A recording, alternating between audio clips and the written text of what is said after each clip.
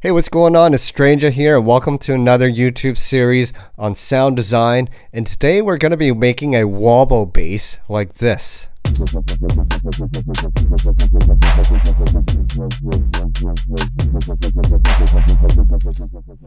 And we're going to be doing it with Massive X using its switcher LFO function. So I'm just going to bring up Massive.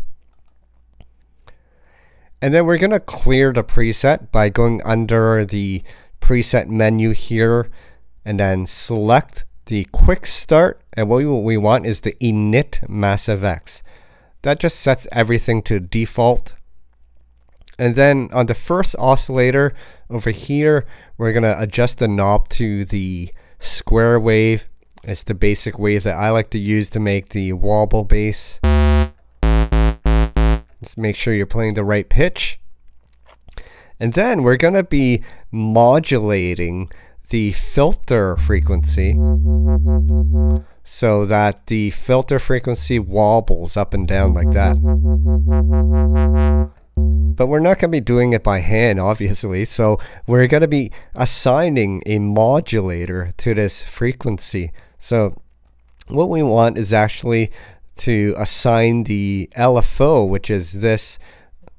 There are actually 3 LFOs here, and to be fair, there are 9 modulation sources. If you look over here, you have 1, 2, 3, all the way through to 9. The first 3 is dedicated to Massive X's performer modes. The next 3 is for the envelopes, and then the following 3 are for LFOs. However, notice that on the top of each modulation source, you can actually switch it to the envelope, exciter envelope, the switcher LFO, and the random LFO. So actually, you're not just limited to what Massive X has set it to. For example, we can switch this to the envelope, and now we have a 4th envelope represented by E4. However, we are just going to stick with the switcher LFO here. And what we want to do is we want to assign LFO 4 or modulation source number 4. If we click on the crosshair right above it, we're going to assign it to the frequency. So under this little box is where we assign it, and now we can see the LFO 4 or the modulator number 4 is assigned to frequency. And if we click and drag up, then we increase the amount that this LFO is modulating the cutoff. So now we have this.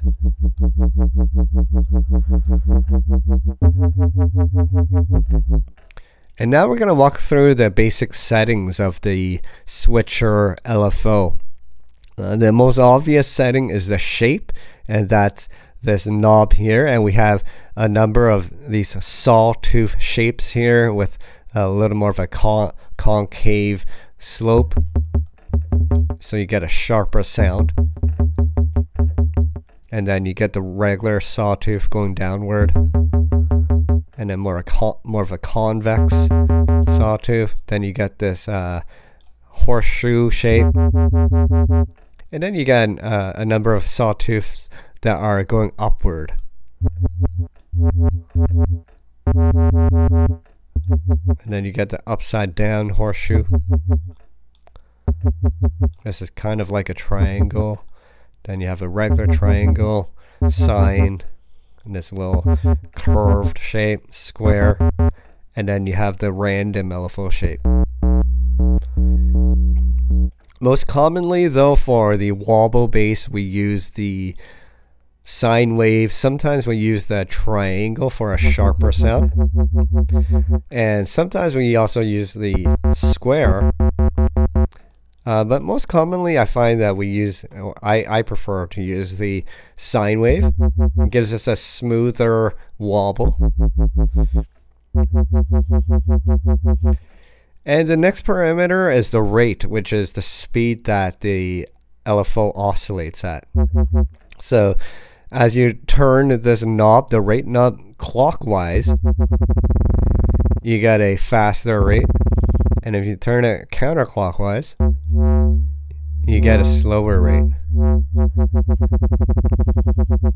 And free simply means that it is oscillating freely without any respect to the tempo or BPM of your track. If, however, you want your LFO to be synced to the tempo of your track, then simply click on this button here and change it to sync. So now you have a number of synced frequencies. So you have 16th notes, 2/16 is an 18th note, you have a quarter note, half note, and a whole note. And you can also have triplets, 8th note triplets, or quarter note triplets, if you select that. Actually, I think this is an 8th note triplet, and then if you just make it 2/12, which is same as 1/6, then you get the 8th note triplet.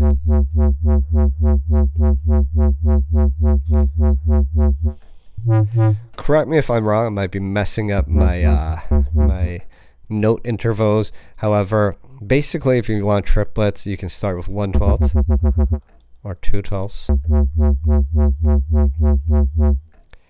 You can also go 124. That goes a lot faster. I think that's the 16th note triplet. Again, correct me if I'm wrong in the comments, guys. Okay, so you have a number of rates here, basically.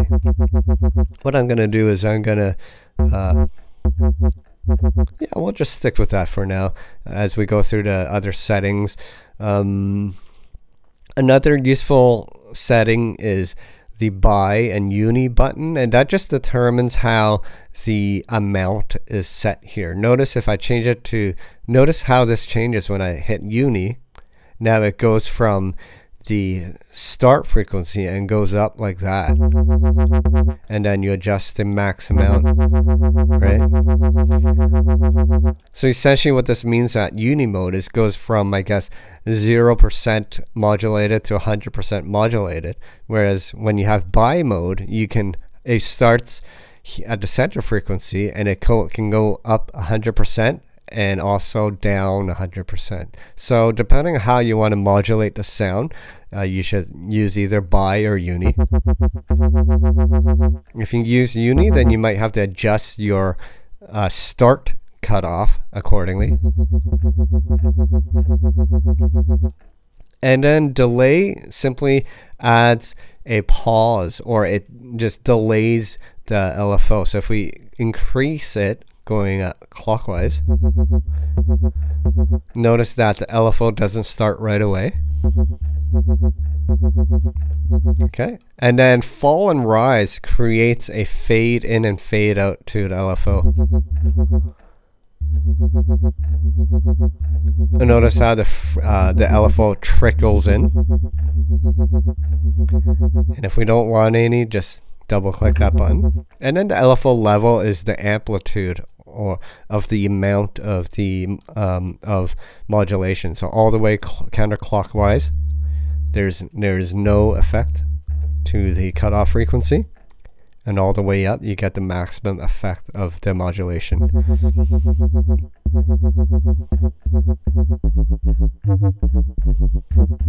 I'm just going to try 8th note here. Now notice that every time I hit the note, you kind of get a different sound, and that's because we're currently under the loop LFO mode, which means it's looping infinitely.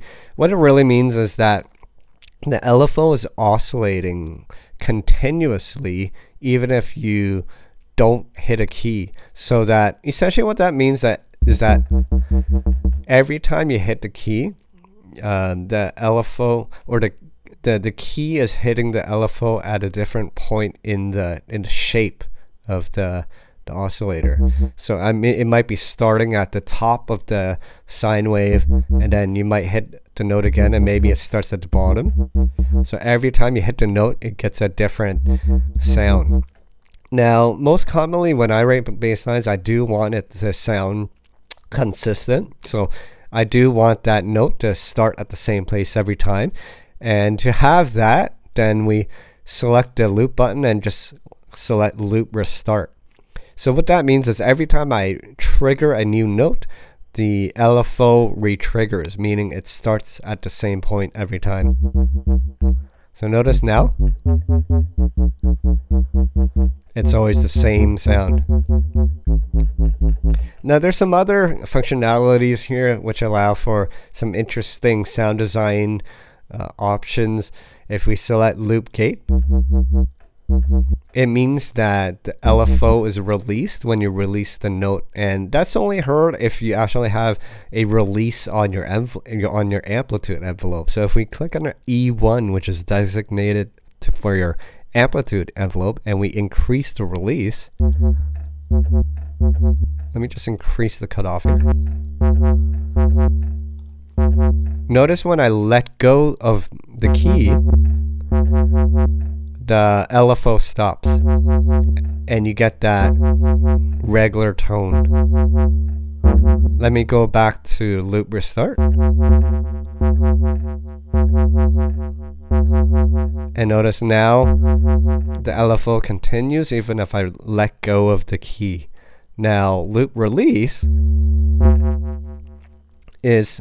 allows for the LFO to only be triggered when you release the key. So notice when I hold the note, there's no LFO, and then the LFO starts when I release the note.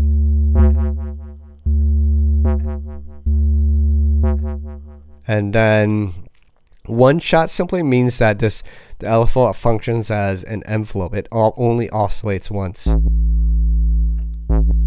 And then one shot release, it oscillates once when you release the key.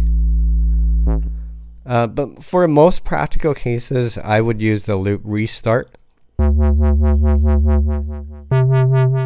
Also, if you're writing chords with an LFO sound, then you might want to enter the mono mode, which simply means that, say you're playing 5 notes at the same time to play a chord, all the notes will be in sync in terms of the LFO.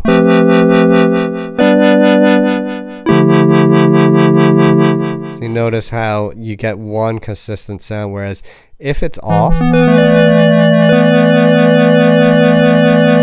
each note might be have its own LFO. So you get a mishmash of sounds together.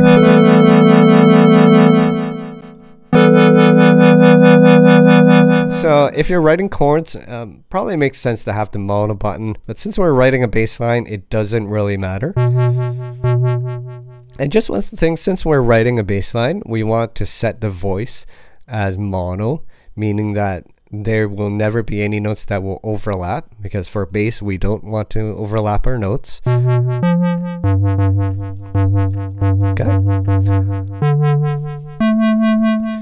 And then I'm going to show you finally one last section here under the rate type, which is an oscillation mode. And simply that means that the LFO rate is key tracked to your note, meaning the higher note that you play on your keyboard, the faster the frequency. So essentially the frequency of the rate of the LFO reflects the note that you're hitting. So let me just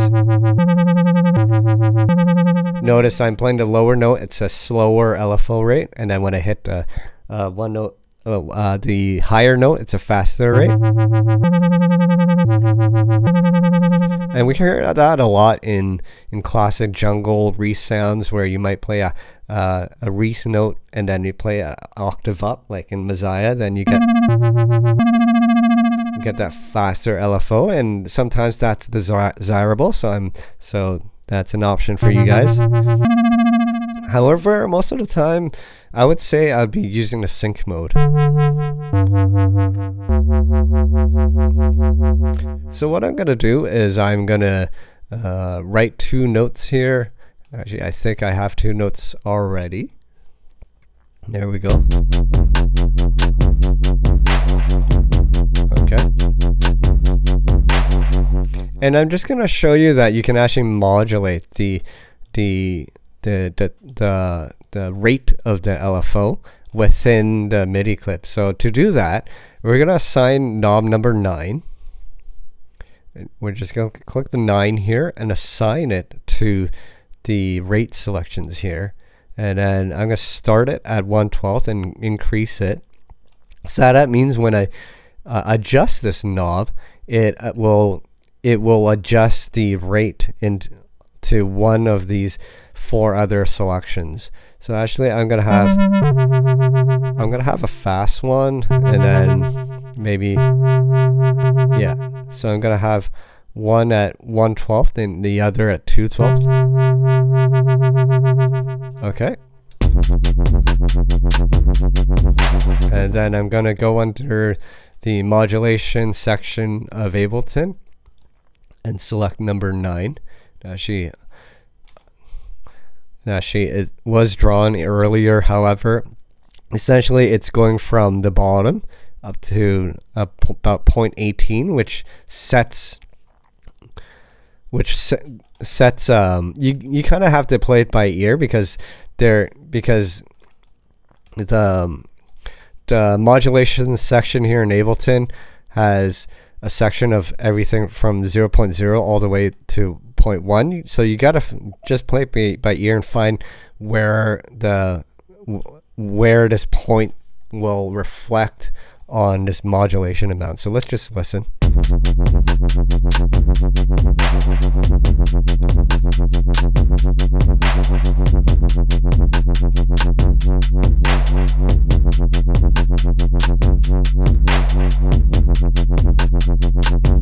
So as you can hear, it's modulating between the first 2 settings.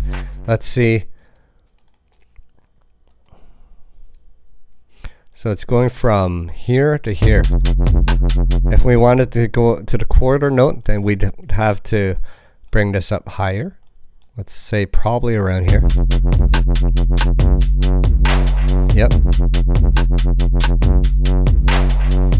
However, I like it around here. So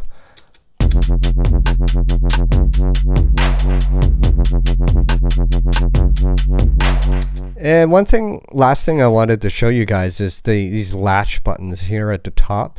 The first one is Latch Rate, and I'm just going to switch over to the free rate just to show how this works. So simply it means when you have this latch button turned on,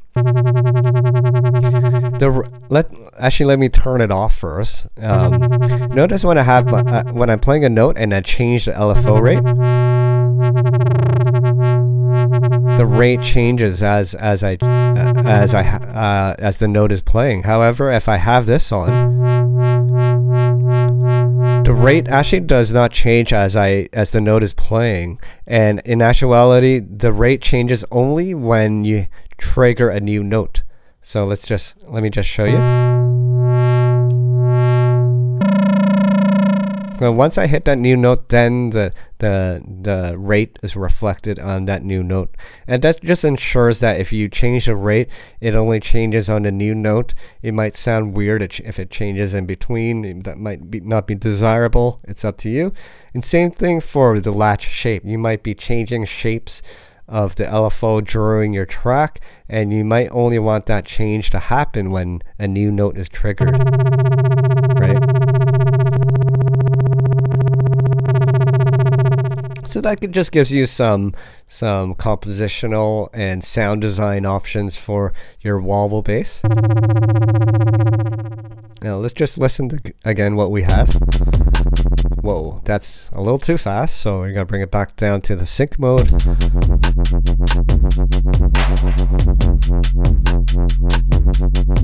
That's great. And of course, if you want to thicken up your Wobble sound, we can introduce unison mode. Maybe make it 6 voices, and maybe add some distortion, where we use the distortion C because A happens before the filter.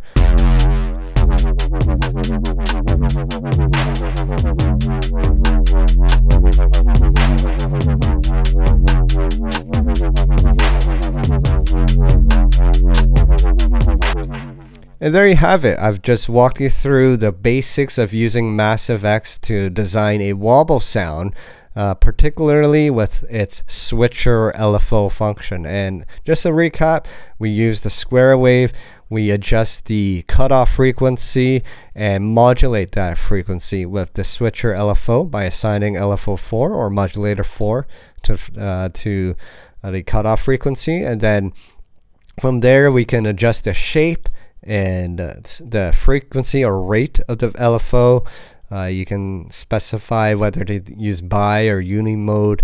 There's some other additional options to adjust the level, delay, and fade out or fade in of LFO. And of course there's different I guess ways that the LFO is triggered by using this loop button here. And for most practical applications, I use the loop restart, and then I usually use the sync mode. So there you have it, guys. You now know the basics on how to create a wobble sound with Massive X. So really encourage you guys to practice and mastering this function in Massive X.